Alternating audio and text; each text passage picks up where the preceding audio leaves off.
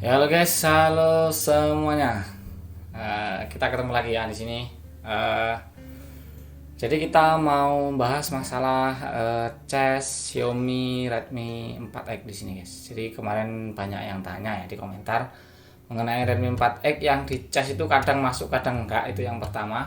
Kadang masuk kadang enggak, dan yang kedua itu eh, ini casnya masuk tapi dia nggak mau nambahnya itu kalau sambil dimatiin. Nah, ada yang kayak gitu ya, ada yang walaupun dimatiin tapi nggak mau nambah.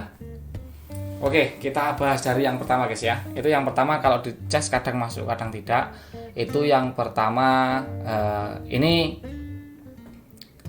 bukan pasti masalahnya ya, tapi yang sering kita temui guys. Jadi yang sering kita temui kalau rusaknya ini kurang lebih seperti ini. Oke, jadi kita mulai dari yang putus nyambung, kadang masuk kadang enggak. Itu yang paling sering, itu masalahnya dari konektor cas guys ya. Jadi dari konektor yang kaki 5 itu, yang ada kaki 5-nya itu di konektor baut bawah di sini, enggak di Borneo skematiknya ini enggak ada baut bawahnya guys, sayang sekali ya. Kalau ada enggak sih? Enggak ada. Support, oh ini guys, ada ini. Kita coba support ori ada kan?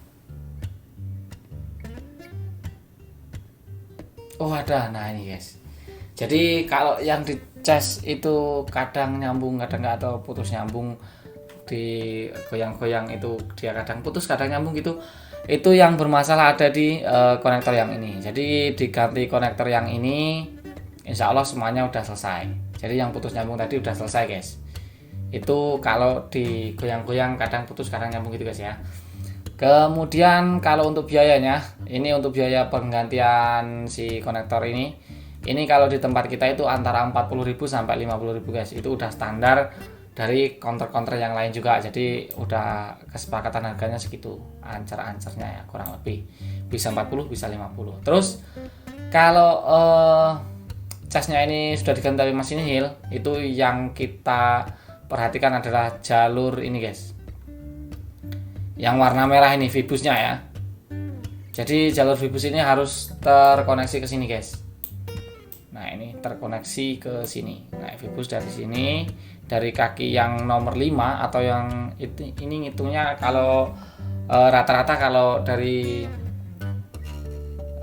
kebanyakan orang atau para ahli-ahli biasa nih guys ya, itu ngitungnya dari ground. Angka satunya itu dari ground. Jadi dari sini 1, 2, 3, 4, 5. Jadi kaki kelimanya ini harusnya ke sini guys. Harus ke apa lagi? Resistor yang sebelah sini. Kemudian langsung mengarah ke fleksibel yang paling pinggir, ada 5 titik di sana guys. Ada 1, 2, 3, 4, 5. Ini satu jalur.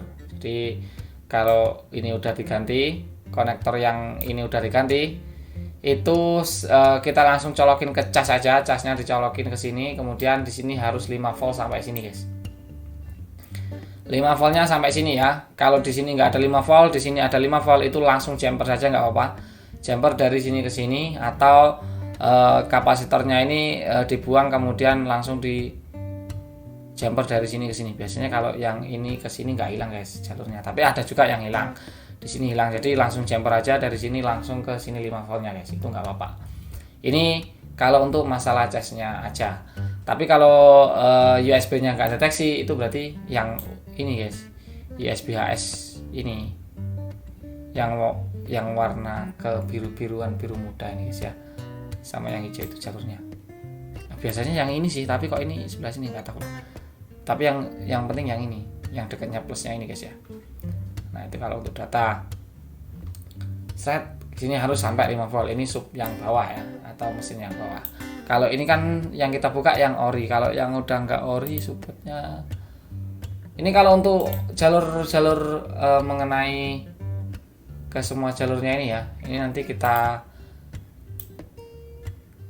screenshot. Nah ini untuk biar lebih jelasnya kita screenshot, kita simpan gambarnya, kita simpan di website isfinfo.com. Nanti kemudian ada di situ ada file skema gitu ya, nanti kita kasih menunya guys. Oke, jadi ini kalau yang ori guys. Kalau yang nggak ori hampir sama saja. Yang enggak ori kalau di cas ini sama saja jalurnya ke sana ya, lewati satu resistor atau kapasitor guys. Resistor biasanya kayak gini ya, langsung ke sana. Kemudian USB-nya ya masih tetap sama guys, arahnya ke situ. Yang membedakan kalau yang ori enggak yang ori ini, yang ori dengan yang bukan yang ori ini biasanya di mic-nya guys. Soalnya yang sering bermasalah itu mic-nya nggak berfungsi. Nah ini guys ya. Oke, kita aduh. Jadi ini nanti screenshotnya cuma satu guys, sama aja kok. Kita untuk yang baut bawah udah selesai. Ini yang putus nyambung biasanya sampai sini udah selesai guys.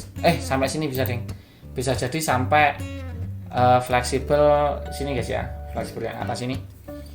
Jadi ini ke 5 jalur tadi ya, 3 kemudian sama 5. Nah di sini kan ada 3 sama 2, jadi totalnya 5, dan di sini juga 3 sama 2. Nah ini harus sampai sini masih 5 volt, sampai yang kuning sini juga masih 5 volt, 5 volt, 5 volt, 5 volt. Kalau sampai sini 5 volt tapi sampai sini enggak ada 5 volt, sampai sini enggak ada 5 volt, berarti yang bermasalah dari jalur sini ke sini. Itu jumper aja nggak apa-apa. Tapi kalau yang putus nyambung itu biasanya ada di konektor yang ini. Kemudian kalau konektornya ini aman sampai sini 5 volt aman, bisa jadi ke fleksibelnya dan arahnya ke sini. Sampai sini aja ini udah yang putus nyambung ya, putus nyambung sampai sini harusnya udah selesai. Kemudian kalau sampai sini 5 volt udah aman, itu putus nyambungnya udah ini guys, udah sembuh. Tapi kalau 5 voltnya nggak stabil itu berarti masih yang area bawah guys, area bawah ya. Kemudian kalau di cas nggak mau nambah, sekarang kalau di cas nggak mau nambah itu kalau biasanya kalau tegangannya di sini arus masuknya nggak sampai 5,2 kalau nggak salah ya, biasanya di kisaran 4,5 volt itu di cas akan ada indikasi cas masuk, tapi dia nggak mau nambah. Jadi presentasinya itu nggak nambah. Itu yang bermasalah ya masih di ini guys, biasanya terjadi jamur di dalam atomnya ini ya. Jadi ini diganti aja udah selesai. Itu terjadi penjamuran biasanya guys. Jadi sampai atas ini cuma 4,5, nggak sampai 5 volt biasanya. Terus kalau sampai sini 5 volt tapi masih nggak mau nambah, itu ya lanjut ke step berikutnya guys. Di sini arah yang merah ya, perhatikan garis warna merah. Nah ini langsung mengarah ke IC yang satu ini guys. Ini kalau kita menyebutnya IC power, ada juga yang menyebutnya IC cas. Soalnya Redmi 4X ini power sama casnya kayak dari siji gitu kalau menurut saya sih. Biasanya yang paling sering bermasalah yang ini ya.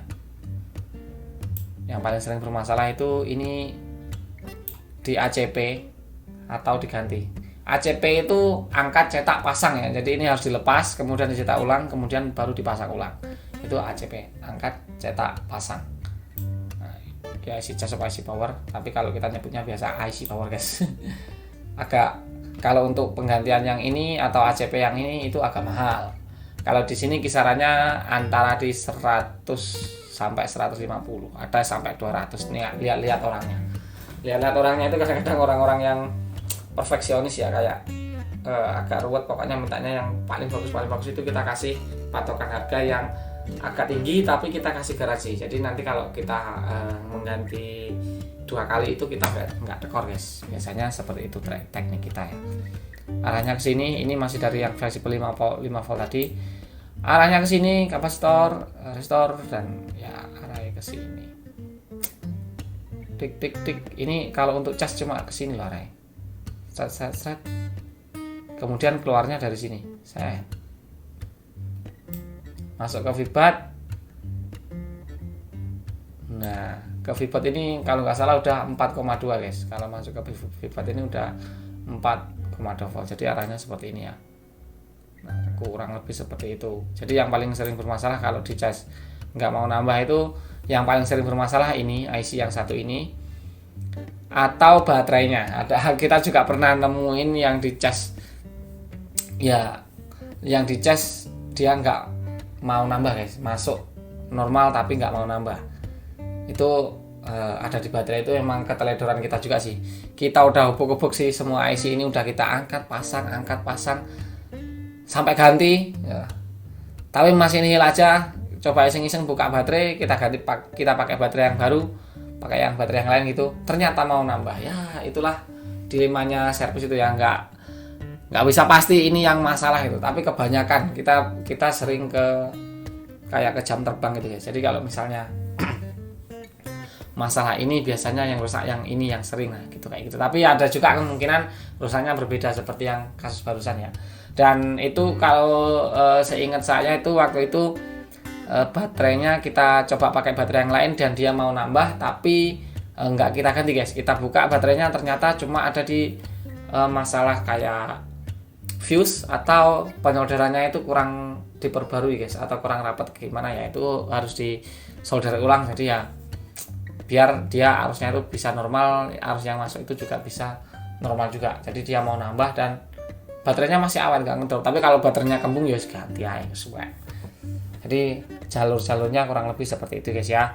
Nanti yang penasaran untuk jalur Xiaomi Redmi 4X ini kita taruh di website isfinfo.com guys.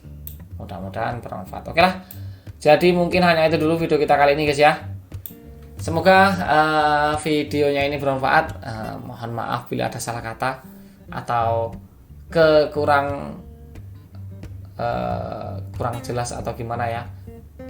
Soalnya saya sendiri ini kalau untuk menjelaskan suatu perkara itu kayak kurang ahli guys. Soalnya saya sendiri juga nggak ada background ininya, nggak ada background kayak kursusnya gitu. Kita dulu cuma bisanya ya bisa-bisaan gitu aja.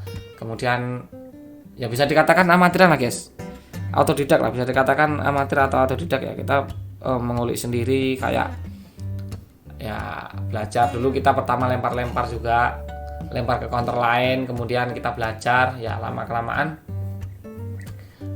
bisa. Bahkan kita sering juga sering kayak gini guys, misalnya tahu yang rusak ini misalnya ya, kita tahu yang rusak ini tapi kita nggak tahu ini namanya apa. Itu sering banget. Jadi kita tahu, oh ini loh yang rusak, tapi kita nggak tahu ini apa namanya itu apa. Kita sering banget kayak gitu. Soalnya ya itu tadi, kita nggak ada dulu kayak kursus itu, kita nggak ada guys. Jadi ya yes, nekat sambil belajar sambil ya cari pengalaman gitu guys. Oke, jadi mungkin hanya dulu ya video kita kali ini. Semoga videonya bermanfaat. Mohon maaf bila salah kata. Jangan lupa untuk terus ikuti kita dengan cara diklik subscribe dan dinyalakan lonceng notifikasinya. Dan kita ketemu lagi di video berikutnya guys. Bye bye. Thank you semuanya. Thank you semuanya yang udah subscribe guys ya.